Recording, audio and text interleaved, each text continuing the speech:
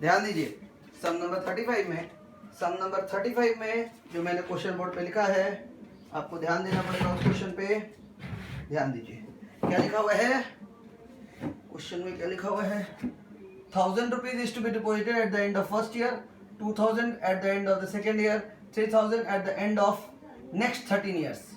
मतलब क्या, पहला साल 1000 रुपया, दूसरा साल 1000 रुपया और 3000 रुपया करके अगला 13 साल तक, अगला 13 साल तक।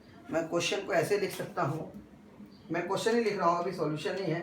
1 2 एंड 3 to 15, पहला साल, दूसरा साल और तीसरा साल से लेकर 13 साल 15 साल होता है। गिन लीजिए, 3 4 5 6 7 8 9 10 11 12 13 14 15, ये 10 और ये 3, 13 साल। 3 से लेकर नेक्स्ट 13 ईयर्स तक 15 ईयर होता है। 3 से 15 मतलब 13 साल। तो पहला साल अमाउंट है, अमाउंट डिपॉजिट हुआ है 1000, दूसरा साल 2000 और 3 साल से लेकर 15 साल तक हर साल 3000 रुपये जमा हुआ है। हर साल कितना जमा हुआ है? 3000। 3000 at the end of each of next 13 years. 3 साल से लेकर 15वें साल तक, थर्ड ईयर से लेकर 15th ईयर तक हर साल 3000 रुपये जमा हुआ है। Got it? यानी जब आप सॉल्यूशन बनाएंगे तो आप लिखेंगे ईयर 1 2 3 4 5 6 7 8 9 10 11 12 13 14 15 16 17 15 तक, 15 तक। उसके बाद अमाउंट लिखे 1000 2000, 3 year 3 year 3 year 3 year 3 year हर में 3 ईयर 15 तक। अब फाइंड क्या करना है, to what sum will this deposited amount accumulated at the end of 15 years. मतलब ये जो पैसा मैं जमा कर रहा हूँ 1000 फिर 2000 फिर हर साल 3000, ये एक्यूमुलेट होकर 15 साल बाद आपको कितना मिलेगा।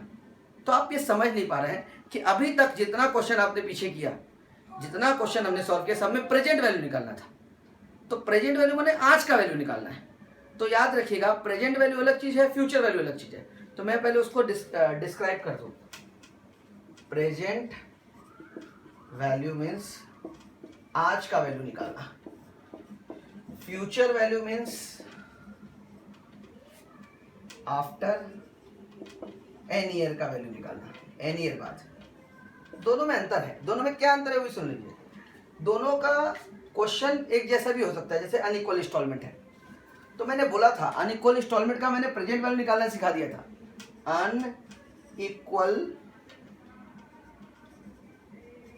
इंस्टॉलमेंट, जैसे कि क्वेश्चन अनइक्वल इंस्टॉलमेंट है, 1000 2000 फिर 3000, एक साल भी चेंज हो गए तो अनइक्वल इंस्टॉलमेंट है।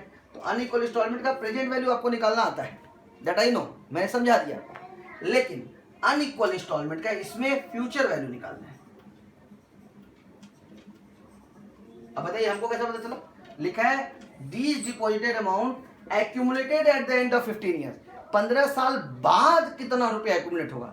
ये आपने जो जमा किया है, मान लीजिए बैंक में ही जमा किया होगा, बैंक में LIC में कहीं भी जमा किया है, 1000 2000 और 3000 करके 15 साल तक जमा किया है। तो 15 साल बाद आपको एक्यूमुलेट हो गया कितना मिलेगा। तो आपसे प्रेजेंट वैल्यू नहीं पूछ रहा इस सब में, फ्यूचर वैल्यू पूछ रहा है। तो आज से पहले सारे सब में प्रेजेंट वैल्यू पूछ रहा था, लेकिन अभी ये फ्यूचर वैल्यू पूछ रहा है। क्या पूछ रहा है बेटा? फ्यूचर वैल्यू, जिसका मैंने आपको बताया नहीं है कैसे बनेगा। ये तो मैंने 3 नंबर पॉइंट से याद है, अनइक्वल इंस्टॉलमेंट का प्रेजेंट वैल्यू निकालना तो मैंने सिखा दिया था, सम भी सारा कराया। तो अनइक्वल इंस्टॉलमेंट का प्रेजेंट वैल्यू आपको निकालना आता है। अब मैं आपको बताऊंगा अनइक्वल इंस्टॉलमेंट का फ्यूचर वैल्यू कैसे निकलता है। Got it? मैंने बोला था जब क्वेश्चन आएगा तब समझाऊंगा, आपको भी पता भी चल जाएगा कि मैंने उस समय क्यों बोला। मैंने उस समय क्यों बोला कि जब क्वेश्चन आएगा तब समझाऊंगा। Got it? पहले आपको क्वेश्चन समझ में आया कि नहीं बताइए। ये क्वेश्चन का मीनिंग यही है कि हर साल पैसा जमा हो रहा है और इक्वल इंस्टॉलमेंट नहीं, अनइक्वल इंस्टॉलमेंट जमा हो रहा है। कभी 1000 कभी 2000 और कई सालों तक 3000। तो एक साल भी चेंज हो जाता है तो वो अनइक्वल इंस्टॉलमेंट हो जाता है। और वो अनइक्वल इंस्टॉलमेंट जो आपने जमा किया है वो 15 साल बाद, एन ईयर्स बने 15 साल बाद एक्यूमुलेट होकर आपको कितना मिलेगा। यानी आपको 15 साल बाद का फ्यूचर वैल्यू निकालना है। इस सब में प्रेजेंट वैल्यू निकालना नहीं है, जो अभी मैं आपको समझाऊंगा। तो ये थोड़ा नया टॉपिक है कि अनइक्वल इंस्टॉलमेंट में फ्यूचर वैल्यू कैसे निकलता है। तो मैं इसका आपको जनरल नॉलेज भी बताऊंगा बुद्धि लगाकर, है ना, क्योंकि ये 2 तरीके से सॉल्व होता है। लेकिन उसके लिए मुझे बोर्ड बिठाना पड़ेगा, जिसको कॉपी करना कॉपी कर लीजिए। ये आपको एग्जाम में सॉल्यूशन वाला पार्ट अभी नहीं दिखाना है, ये तो समझाने के लिए मैंने बताया है। मैं अभी बिठा दूंगा, पॉज करके कॉपी कर लीजिए, पॉज करके कॉपी कर लीजिए। उसके बाद मैं आप लोगों को बताऊंगा अनइक्वल इंस्टॉलमेंट का फ्यूचर वैल्यू कैसे कैलकुलेट होगा। अनइक्वल इंस्टॉलमेंट का फ्यूचर वैल्यू बिठा रहा हूं।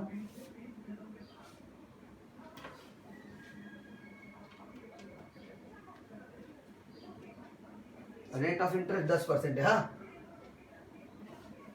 10% के रेट ऑफ इंटरेस्ट के हिसाब से एज पर सम्स बता दिया।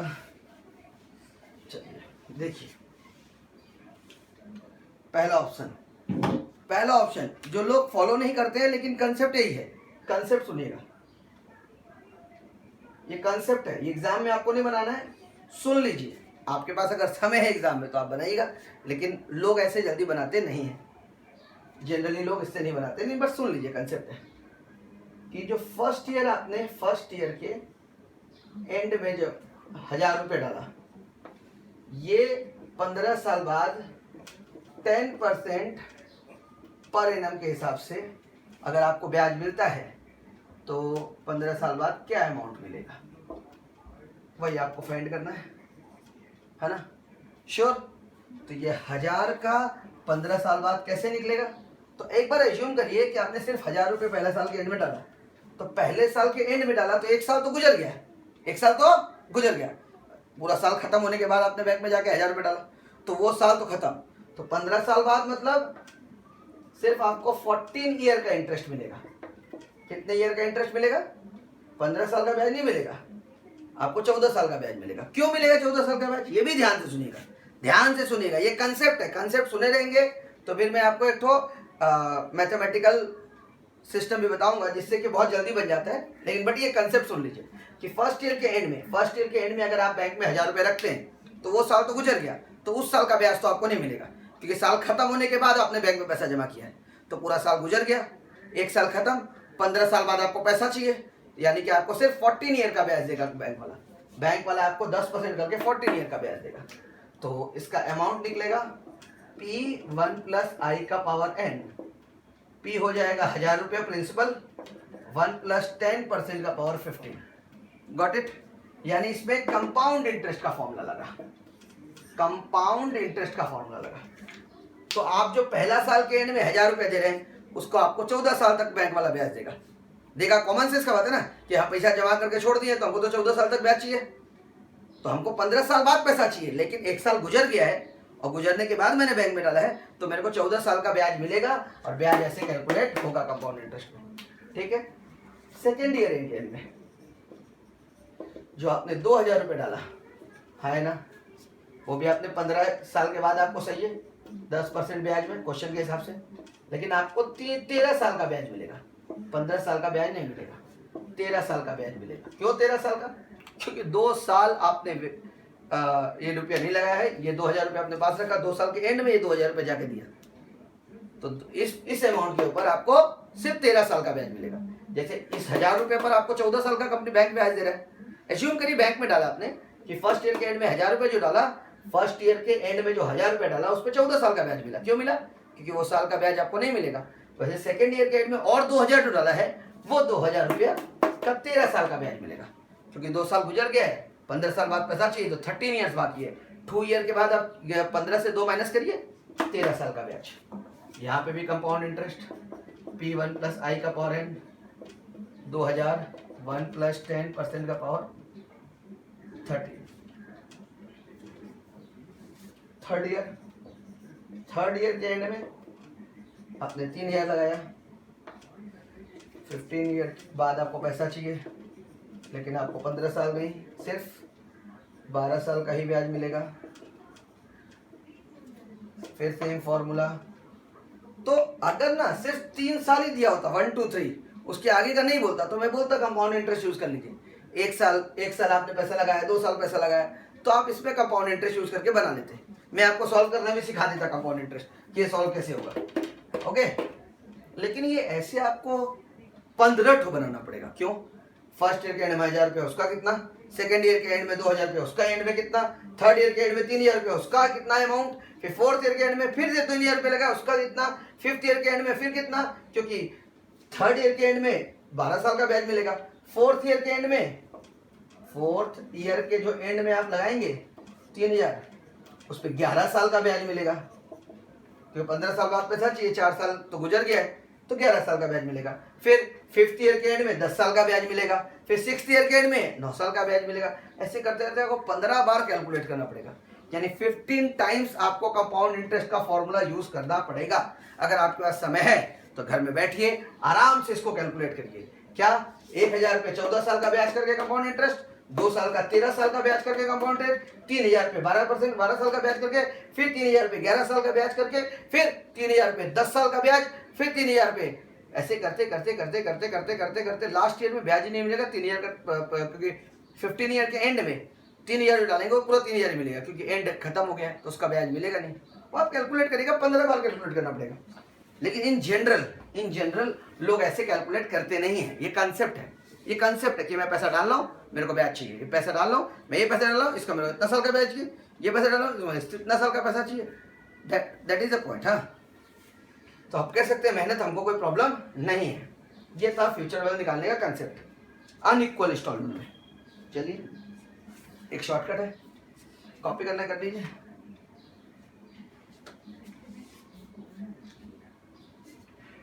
जनरली टीचर लोग ये पढ़ाता नहीं है, जनरली एग्जाम में बनाते भी नहीं हम लोग वाला, मिटाना हुआ। अब इसके एक मैथमेटिकल कैलकुलेशन बनाया गया, टीचरों ने बनाया कि कैसे निकालना है। तो निकालने का तरीका कुछ ऐसे बनाया,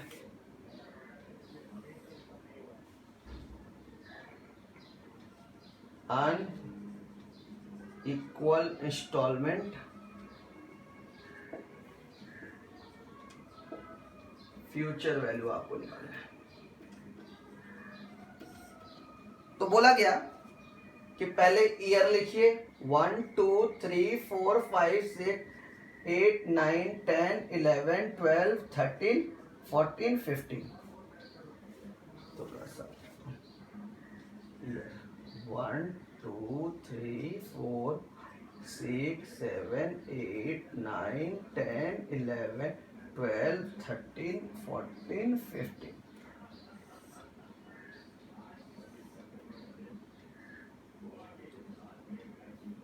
कैश आउटफ्लो, क्योंकि यहाँ डिपॉजिट कर रहे हैं, डिपॉजिट का मतलब आउटफ्लो होता है, जमा करना।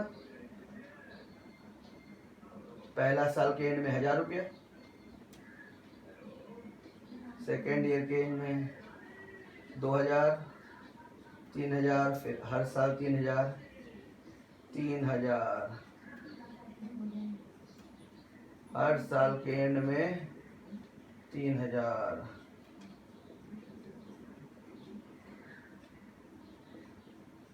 हर साल के एंड में 3000। ये था ना question, deposit money cash outflow. फिर इसका पीवी फैक्टर निकालिए, फिर इसका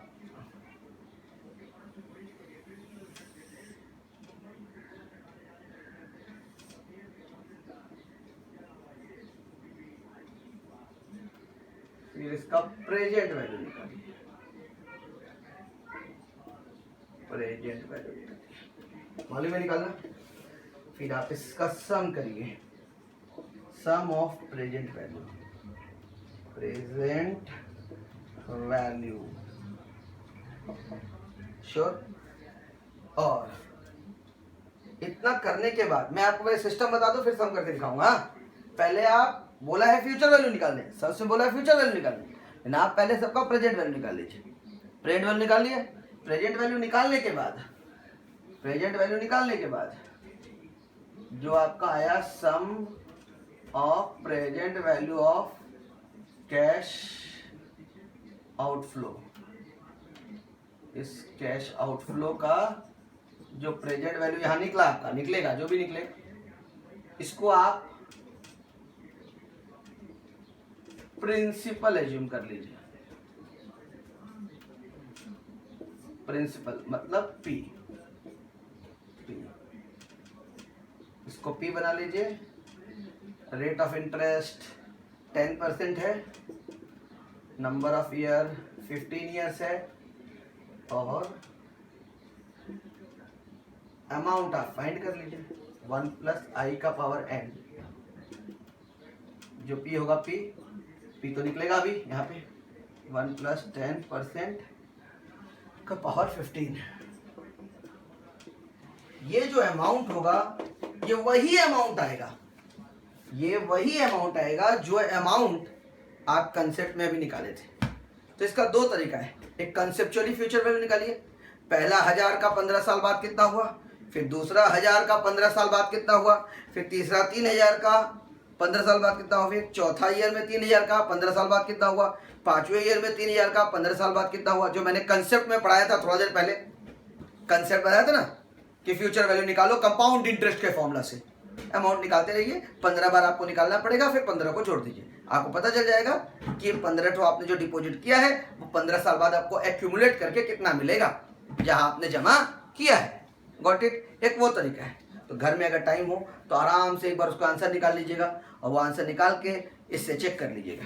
बिकॉज ऐसा है कि ये बनाने वाले ने बहुत बुद्धि लगा के बनाया है और ये एक तरह का कि थोड़ा इजी है, शॉर्टकट मेथड है ना। और सारे मैक्सिमम बुक में भी यही दिया हुआ है कि जब भी आपको अनइक्वल इंस्टॉलमेंट में फ्यूचर वैल्यू निकालने बोले, जब भी अनइक्वल इंस्टॉलमेंट में फ्यूचर वैल्यू निकालने बोले और दिया हो first year and, second year and, third year and का डिपॉजिट अमाउंट दिया हो, तो आप उसका प्रेजेंट वैल्यू निकाल लीजिए। पहले प्रेजेंट वैल्यू का सम करिए, उस प्रेजेंट वैल्यू को प्रिंसिपल एज्यूम कर लीजिए। क्या एज्यूम कर लीजिए कि वही जो प्रेजेंट वैल्यू है ये सारा का प्रेजेंट वैल्यू निकाल दिए आज का वैल्यू, और ये आज का वैल्यू हमको 15 साल बाद क्या रिटर्न देगा।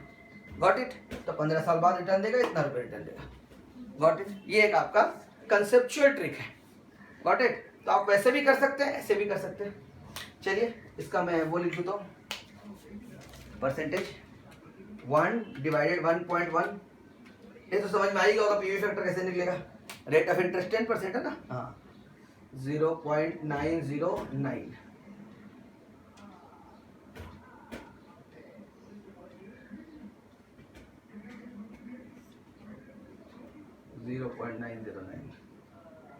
into is equal to 0.826 is equal to 0.751 is equal to 0.683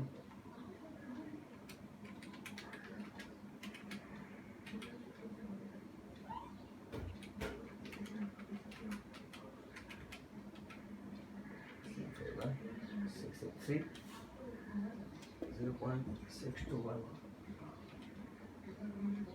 0.564 0.513 0.467 0.424 0.3855 385 0.350 0.319 0.290 0.263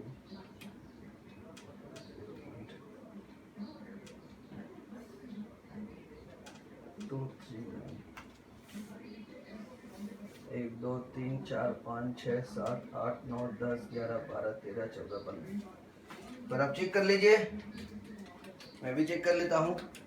1 divided 1.1 1 divided 1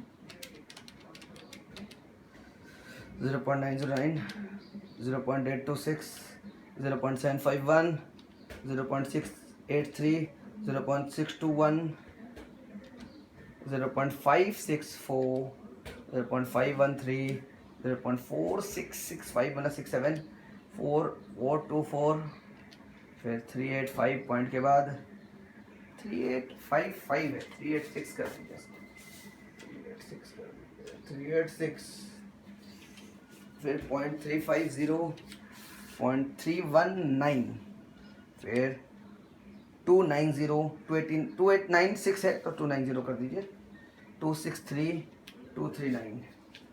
चलिए अब मल्टीप्लाई करना चालू करिए। 909 इंटू 1000 909 0.826 इंटू 2000 मल्टीप्लाई होता है ना प्रेजेंट वाले बोले 1652 फिर 0.751 इंटू 3000 2253 253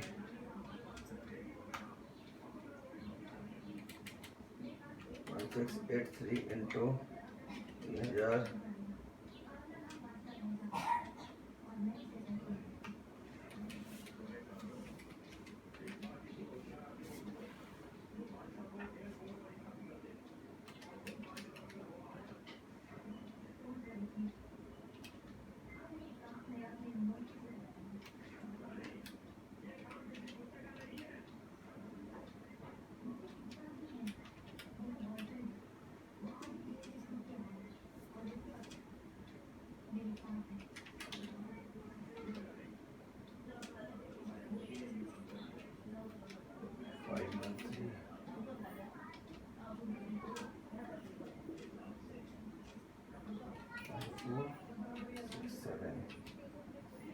1401 0.424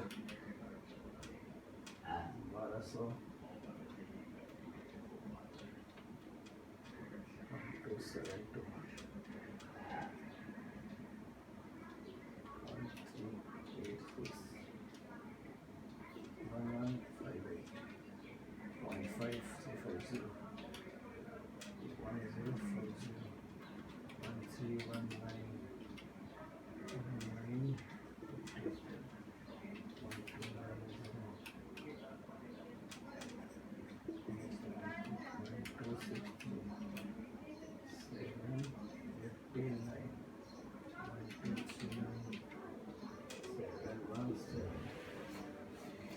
मल्टीप्लाई करके चेक कर लीजिए आप लोग भी,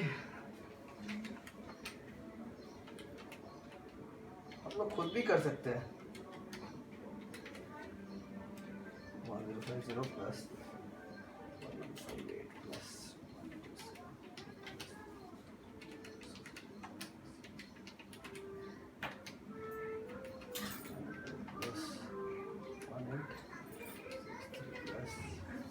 204 9 plus 2253 plus 1652 plus 901 जोड़ा है क्या 20171 चेक कर लीजिएगा।